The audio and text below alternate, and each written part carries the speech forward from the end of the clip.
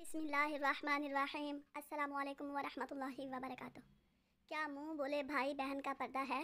जी हाँ, उनसे भी पर्दा है कि किसी को बाप भाई या मुँह बोला बेटा बना लेने से वो हकीकी बाप भाई और बेटा नहीं बन जाता। उनसे निकाह भी दुरुस्त है। हमारे माशरे में मुँह बोले रिश्तों का रिवाज आम है। कोई मर्द किसी को माँ बनाए हुए है, कोई लड़की किसी को भाई बना बैठी है, तो किसी खातून ने किसी को बेटा बना लिया है।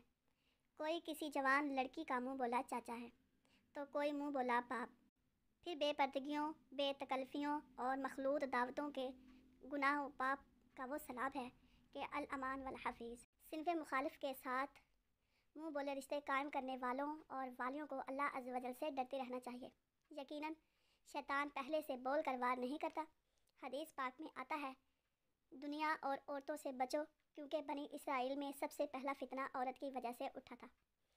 सही मुस्लिम शरीफ सफ़ा नंबर 1465 और हदीस नंबर 2742।